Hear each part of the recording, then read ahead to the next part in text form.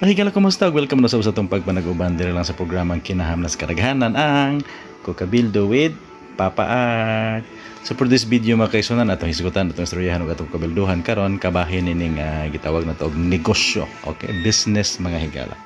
Pero dunay mga taong doon na po yung mga unique ug idea bike business mga kaisunan to the point nga maghimo na sila negosyo nga mura og na at stake na ang ilang kaugalingon makaigsunan, pero kung nalay hukuman ha kaya lahi man ang ilang business makaigsunan gani ang ilang negosyo nga paghimuon makaigsunan is magama kuno po sila og foundation alang sa kanang gitawag nila og foundation alang sa mga turpe kanang dili ko na kaingon or dili ba kaingon og budget mga kaigsunan kay sa ingon ni ana makaabil ang mga turpe sa ilang foundation nga paghimuon or laing business nga paghimuon nini nga duha ka babae mga higala. So I don't know kung sa opinion ninyo kay ilahang mo po ng freedom of expression, freedom of speech, ilahang katungod apan para ninyo sakto ba ng ilang gihimo kay of course para nila nagnegosyo naman po sila pero unique ug lahi ang ilang negosyo mga higala. So tanawan ni silang duha nga mga negosyante nga mga babae mga higala. Kamu ba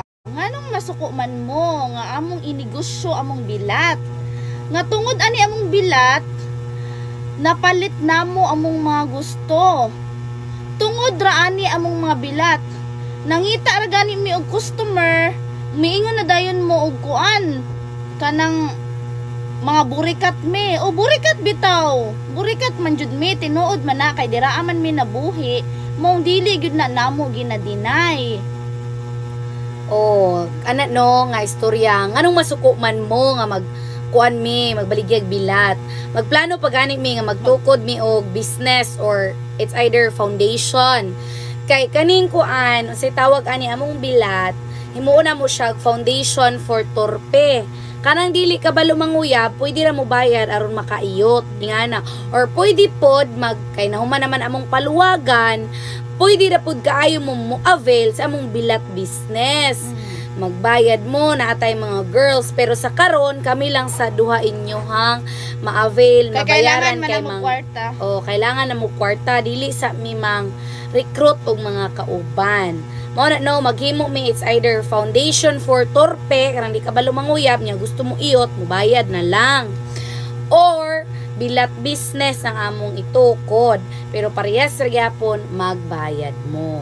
Ayaw mo kasuko kay diha pamaagi ana sa mong bilat business daghan mig natabangan daghan mig mga laki nga nagawsan tungod ana.